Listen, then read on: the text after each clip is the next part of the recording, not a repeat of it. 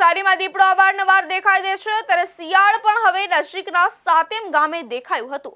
કોઈ વાહનની અડફેટે શિયાળ આવી જતા તેને સારવાર અપાઈ હતી। આમ વાહનોની અડફેટે આવતા રેસ્ક્યુ કરી સારવાર આપવામાં આવી હતી। નવસારીના સાતમ ગામેથી ખેતરમાં કામ કરતા એક મજૂરને રસ્તાની બાજુની નહેરમાં એક શિયાળનો અવાજ આવતા ત્યાં જઈ જોતા તે ઇજાગ્રસ્ત હોય અને જેથી તેમણે તાત્કાલિક એનિમલ સેવિંગ ગ્રુપ નવસારીને જાણ કરતા તાત્કાલિક એનિમલ સેવિંગ ગ્રુપના સભ્યો બ્રિજેશ સખીવાલા, હિતેન પટેલ તેમજ શ્રેયસ સોલંકી સ્થળ પર પહોંચી તપાસ કરતા એક શિયાળ જે કોઈક વાહનની અડફેટે આવતા તેને કમરના ભાગે ઈજા પહોંચી હતી, જેથી એનિમલ સેવિંગ ગ્રુપ દ્વારા તાત્કાલિક વન વિભાગને જાણ કરતા વન વિભાગના સ્ટાફ નવલસિંહ તથા હિરેનભાઈ સ્થળ ઉપર પહોંચ્યા હતા અને એનિમલ સેવિંગ ગ્રુપના સભ્યો સાથે શિયાળને રેસ્ક્યુ કરી સારવાર માટે લઈ જવામાં આવ્યું હતું।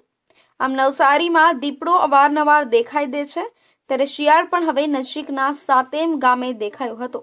કોઈ વાહનની અડફેટે શિયાળ આવી જતા તેને સારવાર આપવામાં આવી હતી। આમ નવસારી તાલુકાના સાતમ ગામેથી ખેતરમાં કામ કરતા એક મજૂરને રસ્તાની બાજુની નહેરમાં એક શિયાળનો અવાજ સંભળાયો હતો અને તેઓ ત્યાં જઈ જોતા શિયાળ ઈજાગ્રસ્ત હાલતમાં હતું, જેથી તેમણે તાત્કાલિક એનિમલ સેવિંગ ગ્રુપને જાણ કરી હતી અને તાત્કાલિક એનિમલ સેવિંગ ગ્રુપના સભ્યોએ શ્રેયસ સોલંકી, હિતેન પટેલ અને બ્રિજેશ સખીવાલાએ સ્થળ પર પહોંચી તપાસ કરી હતી।